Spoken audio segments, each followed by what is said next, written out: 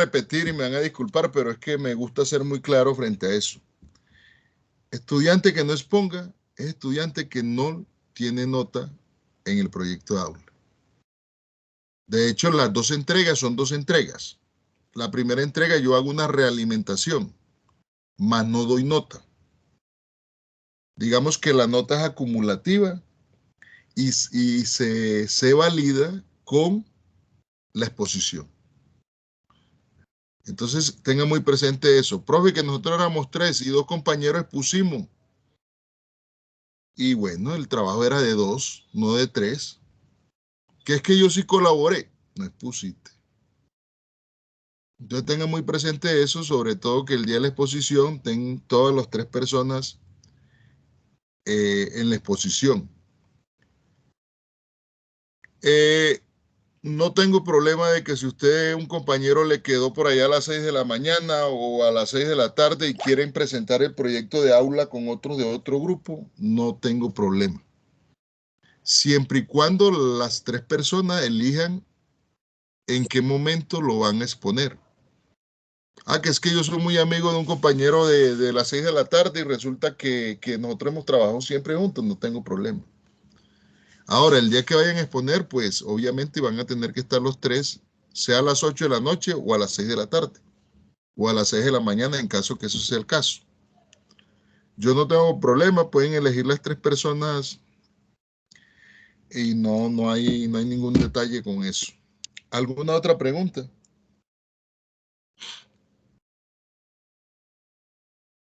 Sí, profe, pues estoy tratando de ingresar a la plataforma Moodle y no me puedo ir. Buenas noches. ¿Necesariamente los trabajos tienen que ser en grupo o se puede hacer uno solo? Ah, no, si quieres hacerte individual, no hay problema. Yo digo máximo 3, de ahí para adelante pueden ser 2 o puede ser 1. Lo que no pueden ser son 4, ¿cierto? Pero el que quiera trabajar solo lo puede hacer tranquilamente, no hay ningún problema con eso. Profe, buenas noches, qué pena. Ese link que es para la creación del equipo, ¿qué? El primer, Porque el, primer, el primer link es para el grupo de WhatsApp. El otro link sí, es para ingresar a la plataforma. Pero ¿cuál es el usuario y la contraseña? ¿O cómo es ahí? Porque yo intenté y no me dio. El usuario y la contraseña es el número de tu carnet. Ah, bueno. ¿Y el nombre y apellido y el carnet? No, usuario y contraseña. O sea, tanto el usuario como contraseña es el número de tu carnet. Ya luego puedes cambiar la contraseña. Ah, listo, profe. Gracias. Profe, Bueno, sí. no, es que estoy tratando de ingresar y no me deja. Entonces, le estoy poniendo el número del carnet y toda no. ¿Cuál es el nombre cuál es tu nombre? Juan Felipe Olarte Zapata. Grupo 3. Olarte. Dice, ya. Martínez, Mazo, Moreno, Patiño, Posada. Olarte. Olarte Zapata, Juan Felipe. Este es tu número de carnet. ¿Sí es ese?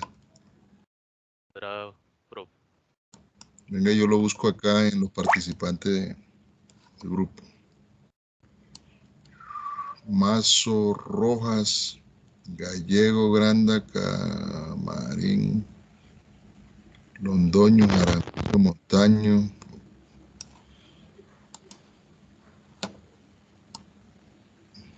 A ver si lo... Olarte.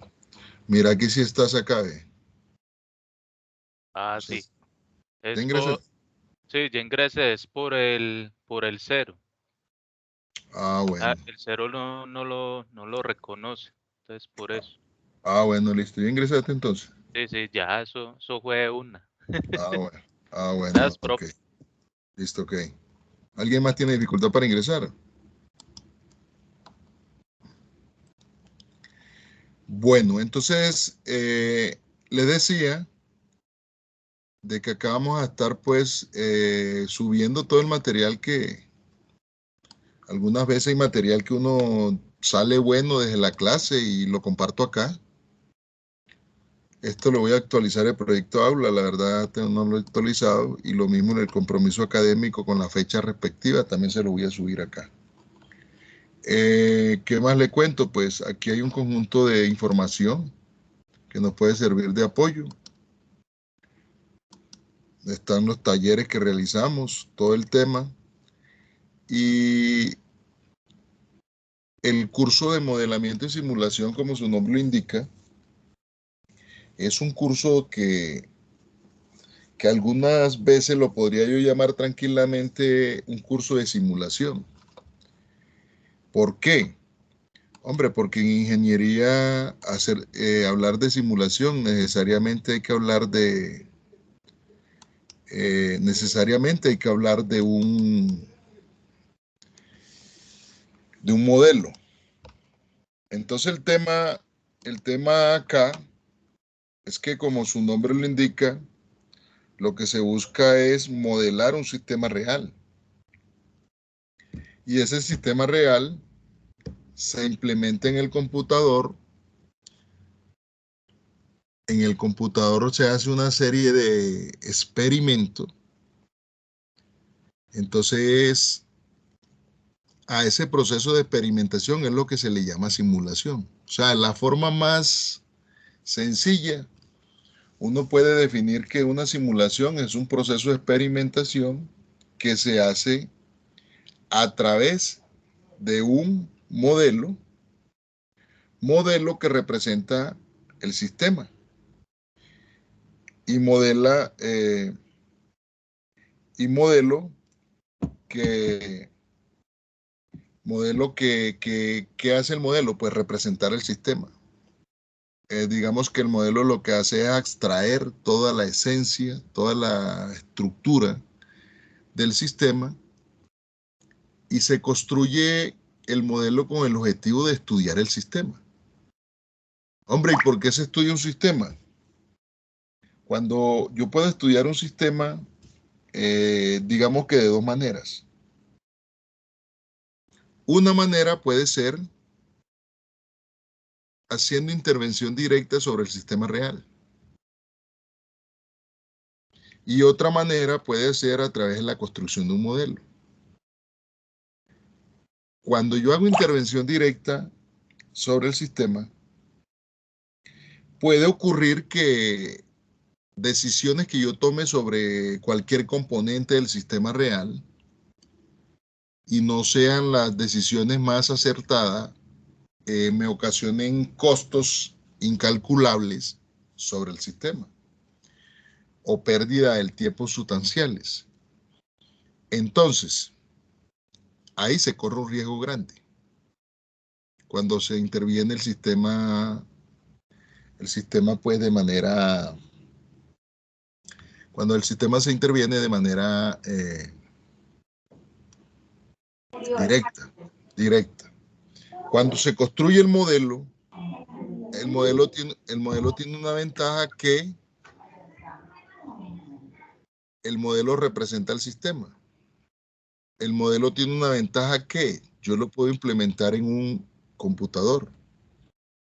El modelo tiene un sistema, tiene una ventaja, es que yo puedo simular a través del modelo. ¿Y qué es simular? Pues es imitar. ¿Y a quién imitamos acá? A la realidad. ¿Y quién es la realidad? El sistema. Entonces, ese proceso de experimentación que hago a través del modelo, ese proceso me imita el comportamiento real del sistema. Cuando yo comienzo a hacer experimentos de simulación en el computador, obviamente cada experimento me va arrojando resultados. Todo experimento me arroja mis resultados. Esos resultados yo los analizo.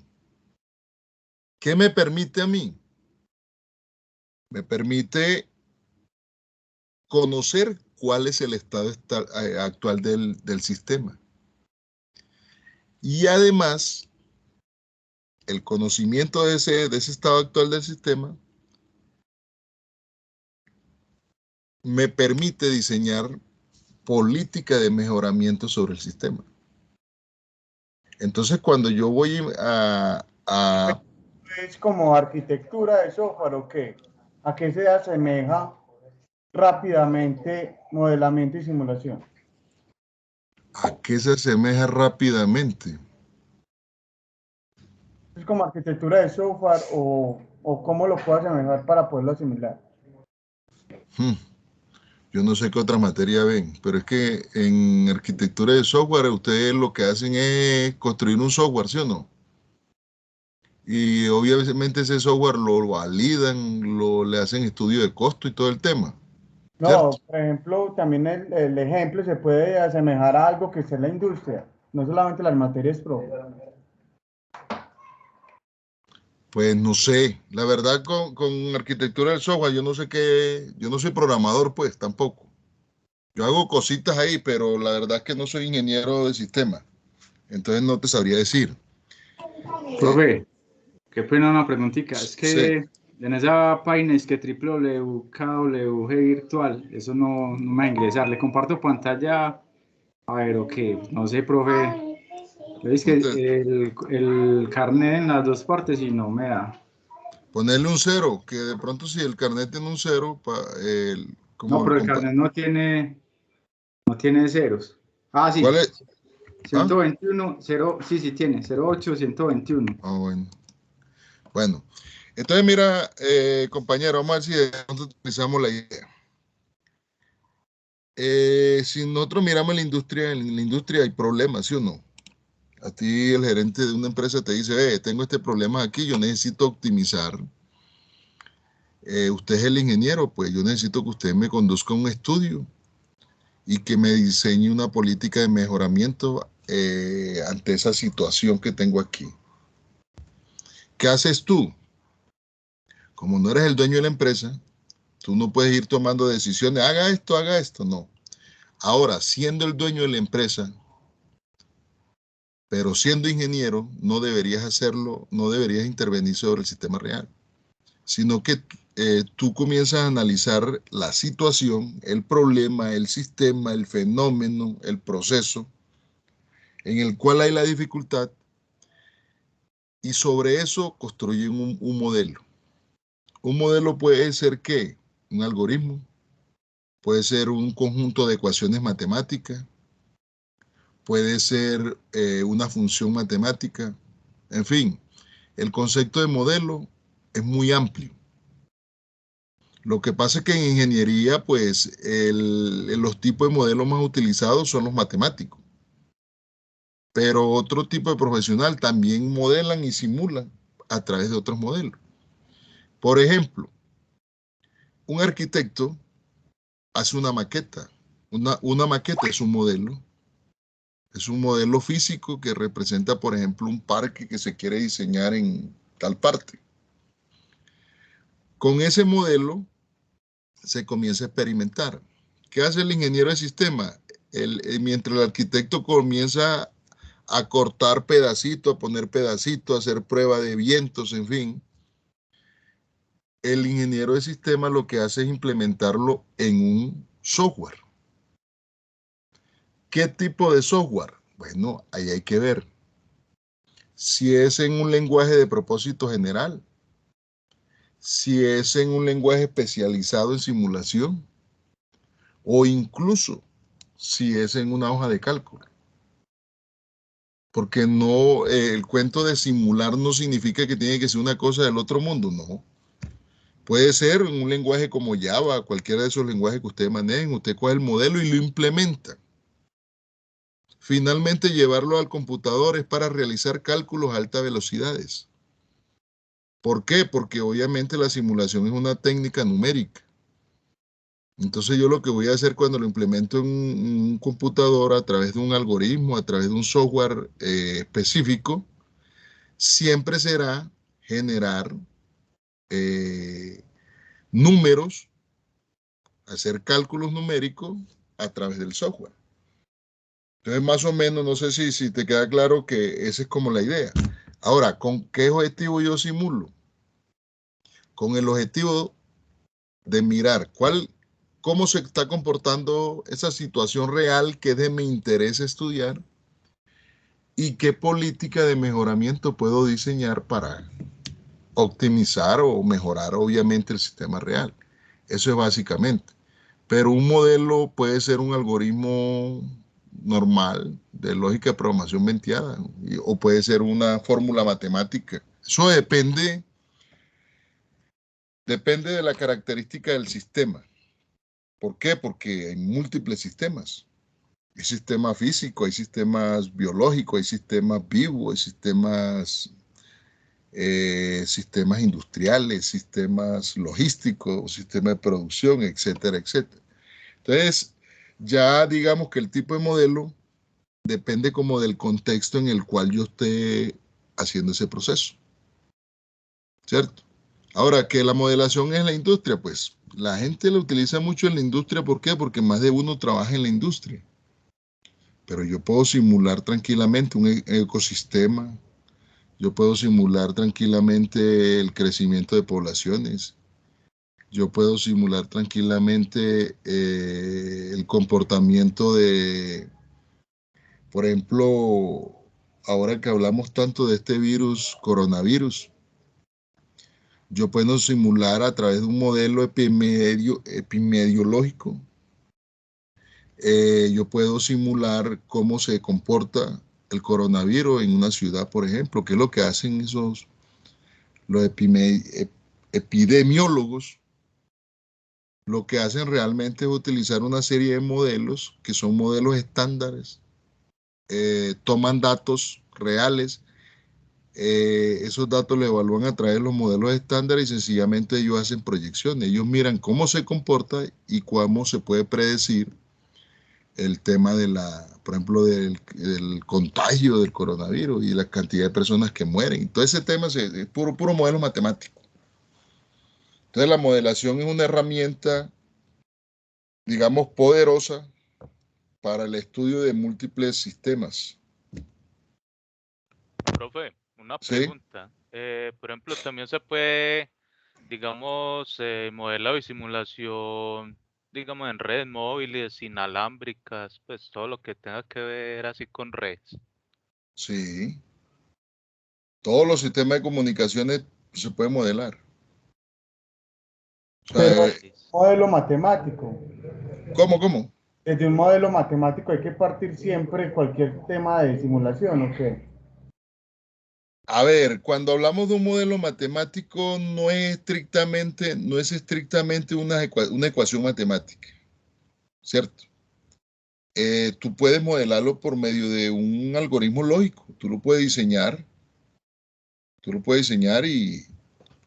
y lo programa o lo implementa en un lenguaje cualquiera. Nosotros acá trabajamos con ¿cómo se llama? Un software que es de carácter específico. El software se llama ProModel, ¿cierto? Como es un software de carácter específico, pues obviamente tiene sus limitaciones. Además que es un software es un software académico. Es un software académico donde sencillamente, pues, si el sistema es muy grande, el software no me va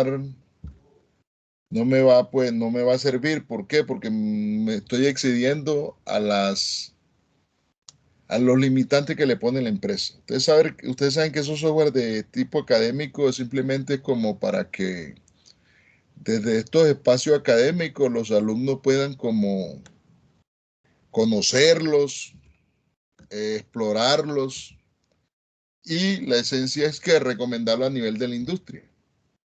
Pero, por ejemplo, el software ese que nosotros manejamos acá, ProModel, es un software que máximo el modelo debe tener 20 locaciones. Pero si tú vas a simular un sistema real, puede encontrarte con 80 locaciones. Entonces, esas son limitantes que tenemos desde la academia, porque igual son software que las licencias son muy caras. Entonces, simplemente se utilizan como herramienta para generar conocimiento en este tema y no más. Pero la realidad es esa. Uno siempre le dice a los estudiantes, no, lo ideal es que tú simules un sistema real de tu empresa. Magnífico. Algunos lo han hecho. A pesar de las limitaciones del software, logran modelar un sistema real de la empresa. ¿Por qué es interesante? Porque usted puede recolectar la información en la empresa, por un lado.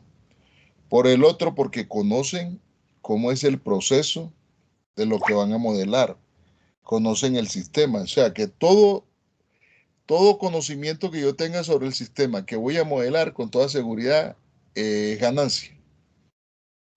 Además, que después de conducir un proceso de simulación, me queda a mí la información que me genera la simulación, un insumo muy importante para retribuirlo en la misma empresa.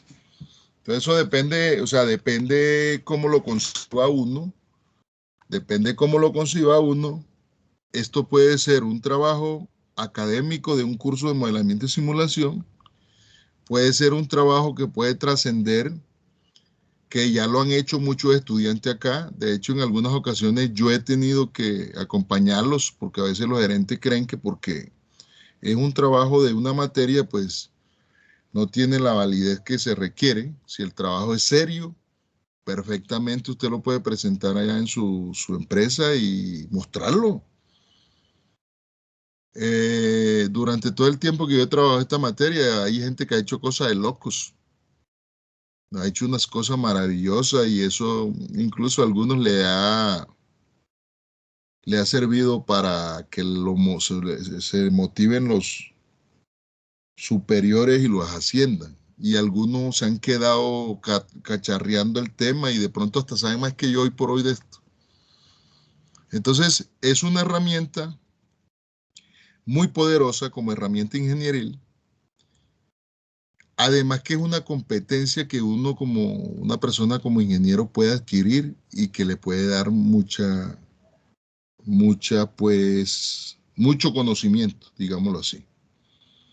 Entonces, por donde lo miremos, ya que qué herramienta de informática se utilice, pues puede ser cualquiera.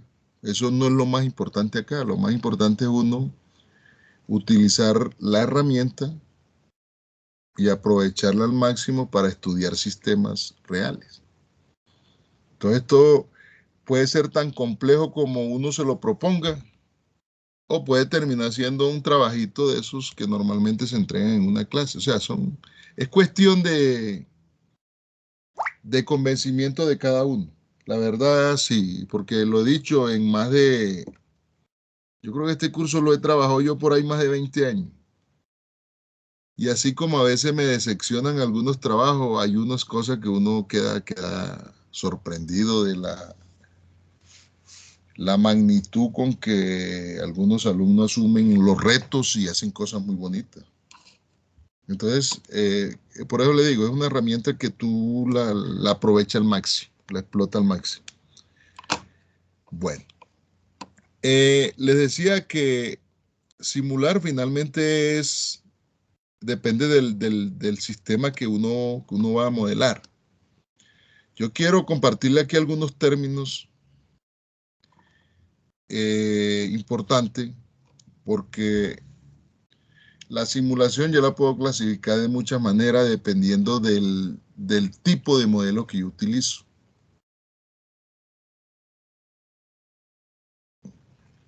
Entonces, como le digo, una cosa es la simulación que un ingeniero haga, otra cosa es un arquitecto, otra cosa, uno encuentra a veces incluso psicólogos haciendo unas simulaciones tremendas.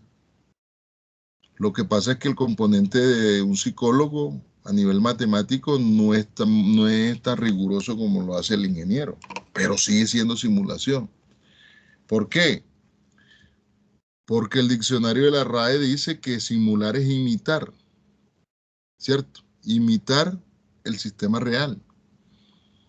¿Imitarlo a través de qué? De un modelo.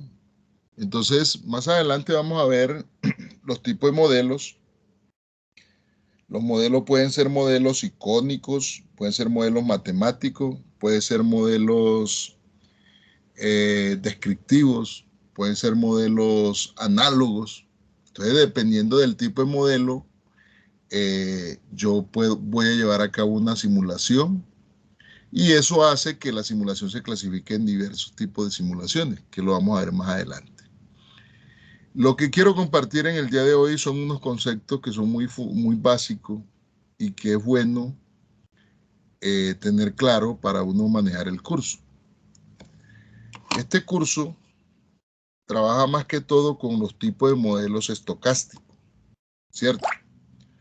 Hombre, ¿y qué es eso? Vamos a tratar de ir aterrizando ese tema. Yo acá defino la simulación en el contexto de la ingeniería como una herramienta para el estudio de sistemas complejos a través de modelos matemáticos. Entonces, ¿qué es simular? Es un proceso de experimentación. Nosotros a veces creemos que experimentar es simplemente meternos allá con un gorro blanco en un laboratorio y realizar pruebas directas, ¿cierto? El proceso de simulación yo lo puedo hacer a través de un modelo. ¿Qué es lo que hago yo en ese proceso de experimentación que tanto hablo? Yo lo que al modelo le aplico ciertas entradas, el modelo procesa la información y me arroja unas salidas. Eso es lo que es básicamente el proceso de simulación. Entonces, el modelo se construye para simular. ¿Y qué simular? Genere entradas y analice toda la salida. Entonces, obviamente, para llevar a cabo un proceso de simulación de un sistema, yo necesito conocer el modelo. Ese modelo que lo representa. Ahora, tengamos claro que un modelo es una representación del sistema real. Es una aproximación del sistema real. Jamás y nunca el modelo va a ser una fotografía instantánea del sistema real. Es más, yo no puedo pretender que el modelo me represente toda la esencia del sistema. Entendamos que el sistema es la aproximación a ese sistema. Entonces, en estos modelos es muy importante conocer el modelo, las variables que lo constituyen para poder hacer el proceso de simulación. Conceptos fundamentales que es muy bueno tener certeza de qué es lo que significan, porque a veces, dependiendo de varios contextos, se manejan definiciones diferentes. Por lo menos en el contexto de la modelación que nosotros vamos a manejar, yo he querido que se distingan estos conceptos. Un primer concepto es el concepto de incertidumbre, ¿cierto? El término incertidumbre se aplica o se refiere a aquella situación en la cual no se tiene conocimiento completo sobre un proceso dado. Es decir, la falta de conocimiento puede referirse a que yo no te pueda describir, no pueda hacer una descripción de un proceso, no pueda identificar cuáles son las causas que lo generan o cuáles son los resultados que produce. Por ejemplo, hoy ustedes con el proyecto de aula tienen un alto grado de incertidumbre. ¿Por qué? Porque simplemente tienen la información que yo les di ahorita. A medida que se va desarrollando el curso, yo voy dándole pautas de qué es lo que tienen que modelar y o sea que ustedes van generando mayor conocimiento sobre lo que se busca hacer y en ese caso se va ganando en lo que se conoce como certidumbre. Entonces, reducir la incertidumbre me conduce a ¿qué? A aumentar la certidumbre. Hablar de certidumbre es equivalente a hablar de determinismo. Cuando yo hablo que algo es determinístico o determinista, es porque eso tiene un alto grado de certidumbre. Entonces, ejemplos. El tiempo para que se geste un ser humano tiene incertidumbre ¿Por qué? Porque no existe una ecuación o un conjunto de ecuaciones que permitan establecer el tiempo de gestación de un ser humano. Ahora más adelante vamos a ver un ejemplo donde, hombre, profe, pero ven acá. Un ser humano demora 9 meses, sí señor. Total, de acuerdo. 9 meses, 38 semanas y no estoy mal. Pero usted no sabe con certeza qué día van a ser. Usted sabe en certeza que es 9 meses, pues, pero el día del nacimiento usted no lo puede predecir con certeza. Lo cual hace que eso tenga incertidumbre. Pero mientras que usted sí puede mirar el tiempo que demora un cuerpo o un objeto en caer. ¿Y por qué lo puede hacer? Por las ecuaciones de Newton, las ecuaciones de la física. Entonces mire que como eso es una fórmula, cuando ustedes estudiaron física se dan cuenta que le dan la fórmula de caída libre.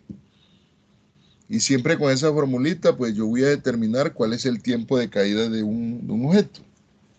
¿Qué significa eso? Pues que eso es determinístico. Entonces digamos que ahí hay no una, los dos conceptos digamos que son opuestos. Cuando yo hablo de certidumbre o determinismo, tengo conocimiento certero de lo que va a ocurrir. Mejor dicho, tengo todo el conocimiento alrededor de eso. Cuando no, estamos ante la incertidumbre. Entonces la incertidumbre como tal se refiere en una incapacidad de qué? De explicar. Y esa incapacidad me la genera ¿qué? La falta de conocimiento o la ignorancia que yo tenga sobre ese evento. Hey, profe, ¿cómo así que ignorancia? No es que la palabra ignorancia no es grosería. La palabra ignorancia es desconocer sobre algo. Entonces, el ignorar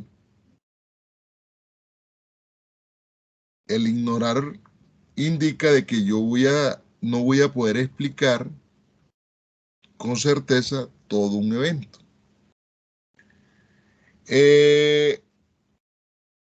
¿A qué se refiere también la incertidumbre? A la incapacidad para modelar o representar el proceso. Eso puede ser por desconocimiento del sistema, puede ser por la complejidad del sistema o proceso, o puede ser por limitaciones que uno tenga de las herramientas matemáticas y computacionales. Y eso no es mentira. ¿Por qué yo no soy capaz de modelar un sistema? Porque no lo conozco. Nunca voy a modelar lo que yo no conozco. Entonces lo primero que yo debo hacer es indagar sobre qué componentes, qué variables influyen en ese sistema que yo voy a modelar. Es que ese sistema es muy complejo, muy grande. Claro, eso me va a generar incapacidad. O resulta que yo quiero modelar un sistema, pero yo no tengo la formación matemática para encontrar un conjunto de ecuaciones o un sistema de ecuaciones que me permita modelar el comportamiento real de ese sistema. O resulta que no tengo la máquina computacional que me permita hacer esos cálculos. O no cuento con el software o con el lenguaje de programación que me permite implementar el modelo. Entonces, todo ese tipo de cosas genera incertidumbre. El otro tema tiene que ver con la medición y la observación, ¿cierto? La observación y la medición en sí tiene incertidumbre. Tiene incertidumbre. ¿Por qué? Porque no existe un cero absoluto. La observación y la medición, digamos que la observación depende más que todo del observador. Dos personas pueden mirar un mismo evento, pero pueden ver cosas diferentes. O con el mismo instrumento de medición, yo puedo medir dos veces y me pueden dar medidas diferentes. Lo cual hace pues, de que eso sea como tal, pues una incertidumbre en la medida. Otro término para tener en cuenta es el término de azar. Nosotros somos muy comunes en nuestro lenguaje de hablar, no, que eso es al azar. Sí, bueno, ¿y qué significa al azar? El término azar se refiere a la ausencia de causa o explicación. O sea, cuando hay algún evento que yo no encuentro por qué se produce o no soy capaz de explicar cómo se produjo ese evento, para mí significa de que eso se generó al azar. Entonces, básicamente hablar de azar es en todas aquellas situaciones en la cual no se conocen las causas que produce el evento dado. O también se puede dar, aún conociendo las causas que producen el evento dado, puede que yo no pueda explicar, no sepa explicar por qué ocurren, ¿cierto? Entonces, esas son características del azar. Otro término es la aleatoriedad. La aleatoriedad se refiere a aquellas situaciones en las cuales la ocurrencia de un evento dado no puede explicarse más que por intervención del azar, ¿cierto? El término aleatoriedad es un término sinónimo de estocástico. Este término va a ser de gran utilidad acá en el curso. ¿Por qué? Porque digamos que el concepto cumbre para el desarrollo de este curso es el de variables aleatorias. Entonces no les parezca raro que algunas veces yo le hable de variables aleatorias o en ocasiones diga variables estocásticas. Estoy hablando absolutamente lo mismo. Entonces, el término como tal se refiere a algo que carece de causa u orden. En otras palabras, algo que es impredecible. Entonces yo digo, es que eso es aleatorio. Uy, es porque yo no conozco la causa o el orden en que eso se genera, en fin, que es impredecible para mí. Así que se dice que un proceso aleatorio, es más, vale la pena aclarar. Muchas veces nosotros utilizamos el término evento. El término evento, estadísticamente hablando, es algo que es aleatorio. Yo a ustedes les puedo escribir un correo, muchachos, y no le puedo dar clase. ¿Por qué? Porque tuvo una eventualidad. ¿Qué pasó? Pues al profesor le pasó algo que le ocurrió de manera aleatoria.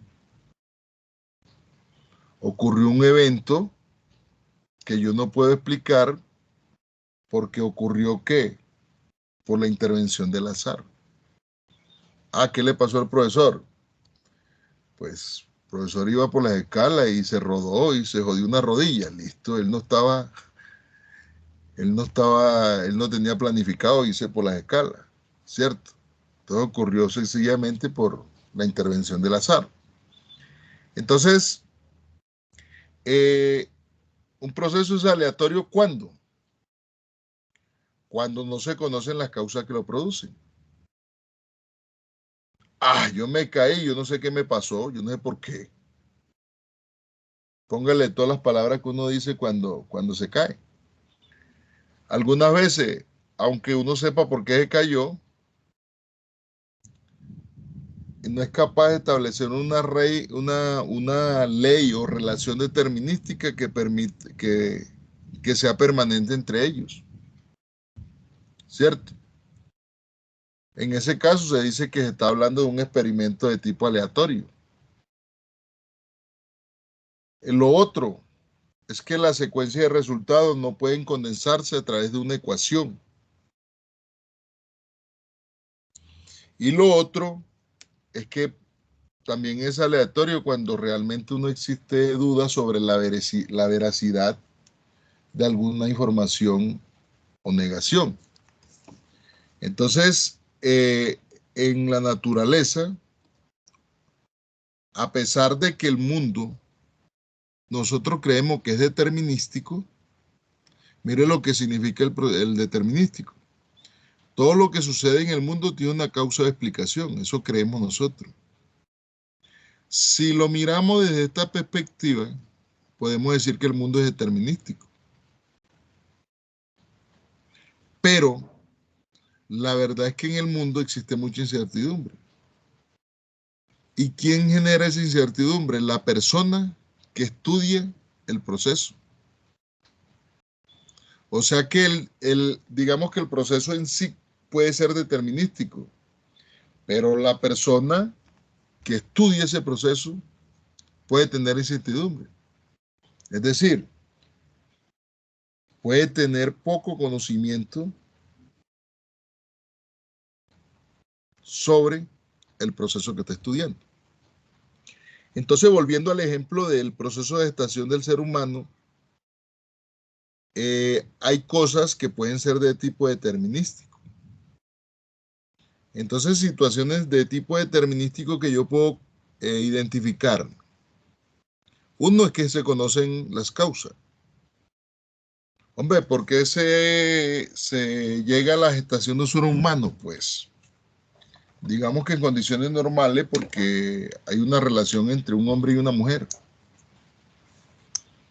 O en caso que sea por ejemplo, una gestación in vitro, pues también se conocen las causas.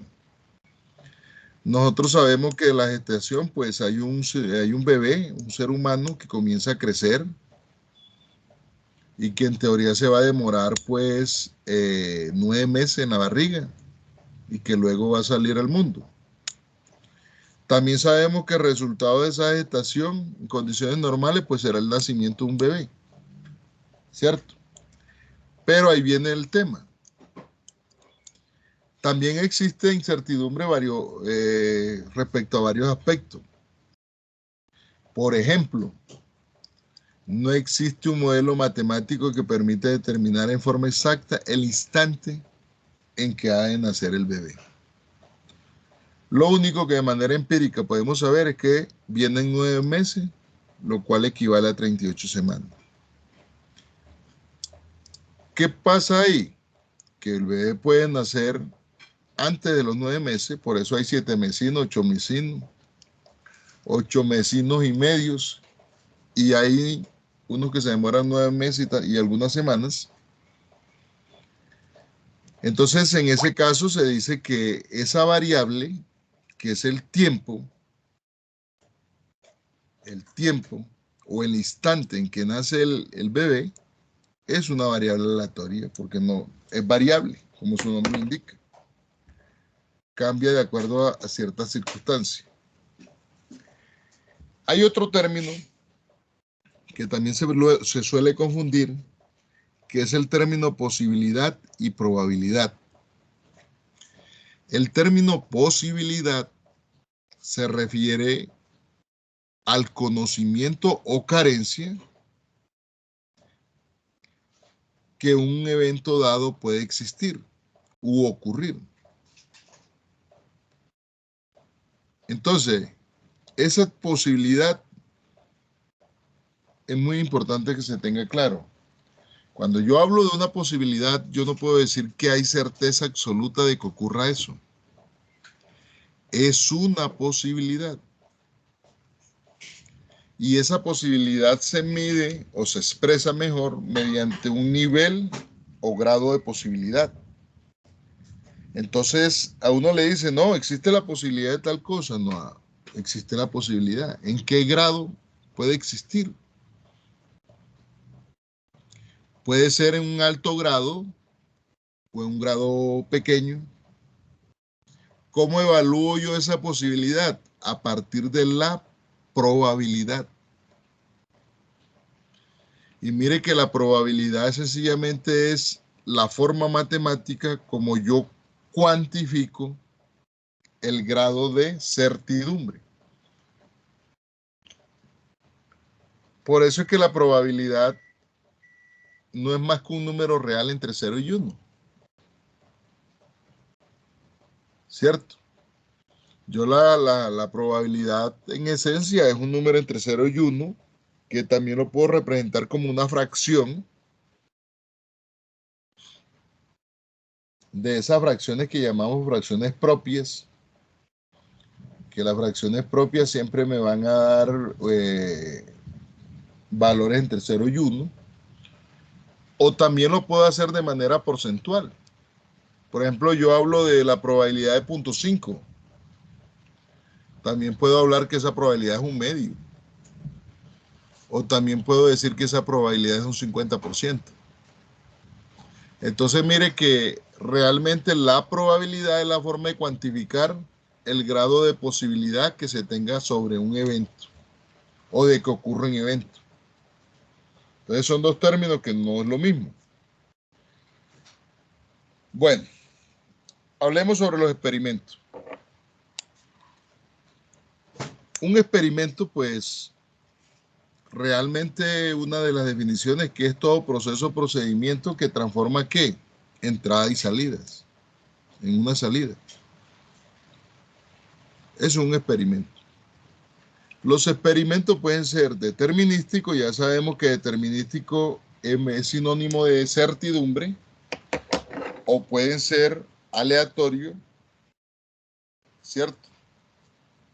En los cuales realmente, pues, digamos que hay un grado de incertidumbre. Ahora, un experimento es determinístico cuando se repite con la misma entrada, las mismas salidas. Obviamente en idénticas condiciones. Entonces, ¿qué característica tiene un experimento determinístico? Que no tiene incertidumbre. En otras palabras, si no tiene incertidumbre, hay conocimiento perfecto de las causas y de los resultados. Mientras que el experimento aleatorio, la salida no es la misma, aunque se repitan en las mismas condiciones. O sea, el experimento se realiza bajo las mismas condiciones y, sin embargo, los resultados o la salida son diferentes, son variables. A partir de esto, o esos resultados, es lo que se conoce con el nombre de variables aleatorias. De manera muy intuitiva, uno podría decir que una variable aleatoria es sencillamente los posibles resultados que se obtienen en un experimento aleatorio.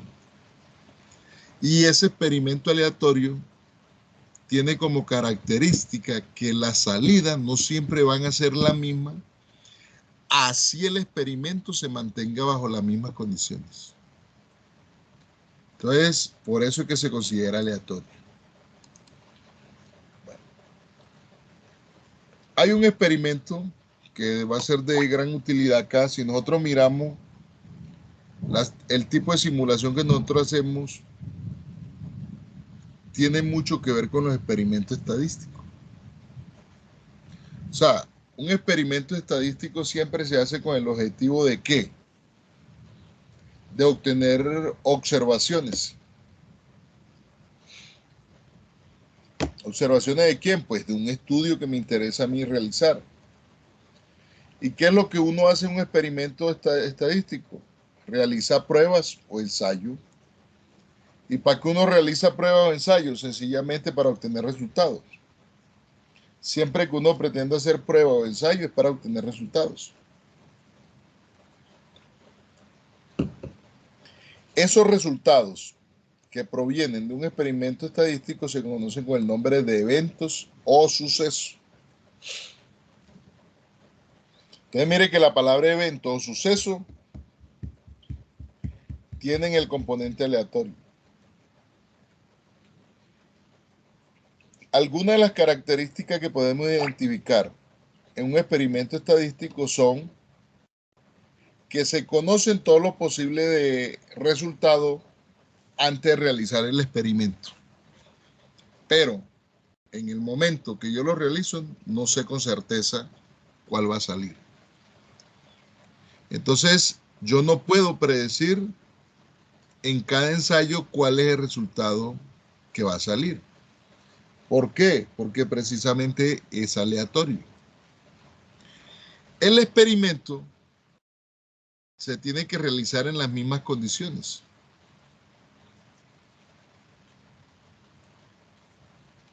Y el experimento permite de que se establezca un patrón predecible cuando se realizan muchas ejecuciones. Hombre, el hecho que yo digo que la probabilidad de que al lanzar una moneda salga cara es 0.5, eso será verdad. Yo sé que al lanzar una moneda, pues tengo una probabilidad de 0.5 que salga cara y una probabilidad de 0.5 que salga sello. Pero ¿por qué yo afirmo eso? Es porque ese es el patrón luego de lanzar la moneda muchas veces. O sea, ese es un patrón que se va percibiendo. Entonces, ejemplos de algunos experimentos estadísticos. Lanzar un dado y observar el resultado obtenido. Nosotros lanzamos un dado, sabemos que el dado tiene 6 caras, que tiene un puntico por un lado, 2, 3, 4, 5 y 6. Pero en el momento de hacer el experimento, yo no tengo certeza que va a salir. Si va a salir 1, 2, 3, 4, 5, 6. Lo mismo pasa con el lanzamiento de una moneda. Yo lanzo una moneda, sé que tiene cara, tiene sello, pero cuando realizo el experimento no tengo certeza cuál va a salir. Otro ejemplo es medir la altura de una persona. También hay incertidumbre ahí. Y el otro, observar el tipo de aprendizaje en una población. El experimento determinístico, digamos que esta es otra forma de definirlo. Es aquel cuyo resultado se conoce con absoluta anticipación. Casi siempre están regidos por leyes de la naturaleza como son la física o química. Esos experimentos que nosotros hacemos cuando vemos física o cuando vemos química son experimentos siempre experimentos determinísticos. Ejemplo de ellos, una molécula de agua está compuesta por 2 átomos de hidrógeno y 1 de oxígeno. Y esa molécula siempre será H2O, agua. Eso no va a variar. El agua sometida por encima de 100 grados centígrados se evapora. Siempre que usted coloque el agua a esa temperatura va a haber evaporación. En la Tierra, cualquier lanzamiento en caída libre es de 9.8 metros cuadrados. Sí, señor. Eso es totalmente cierto. 9.8 metros segundo cuadrados. Y eso será en cualquier punto de la Tierra. Entonces, en cambio, el experimento aleatorio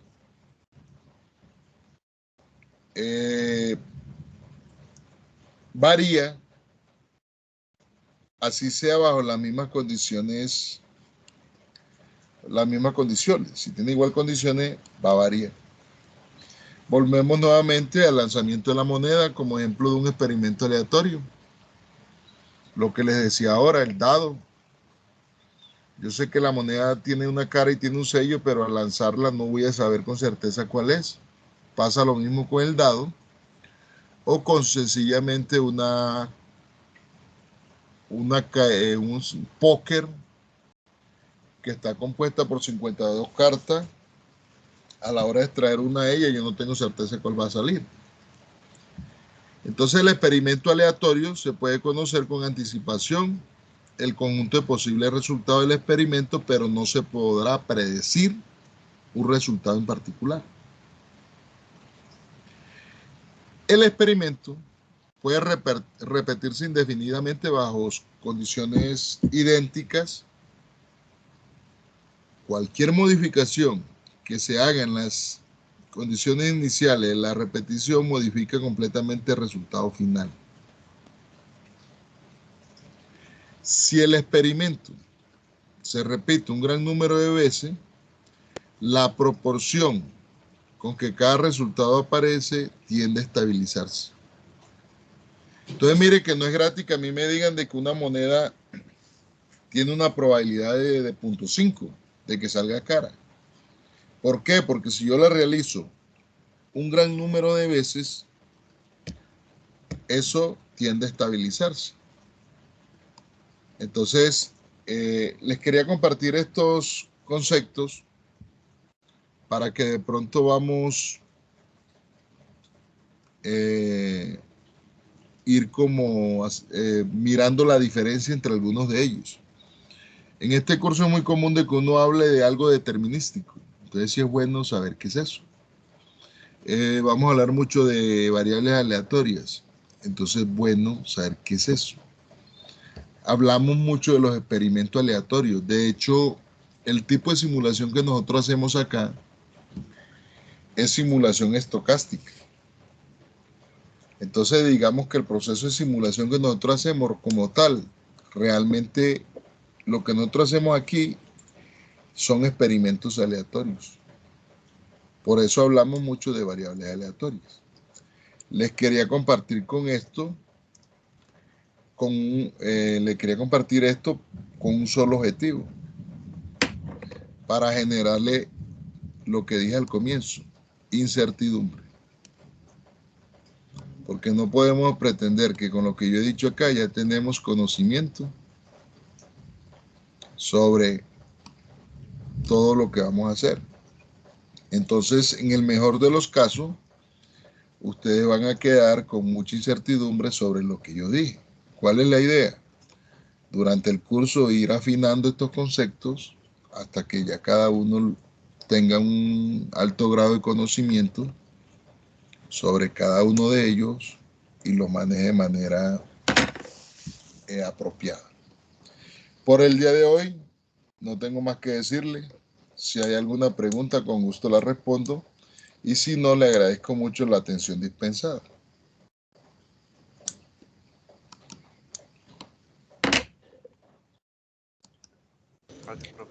Listo, profe, muchas gracias. Bueno, buenas noches, que esté muy bien. No, profe, muchas gracias. Muchas gracias. Bueno, Muchas gracias. ok, Buenas felicidades. Bueno, Profe, feliz noche y muchas gracias. bueno, ok, Hasta luego, felicidades. gracias. Bueno, ok, felicidades. No, cuando vamos empezando el curso, ahí sí lo molestamos y todo. No, todo bien.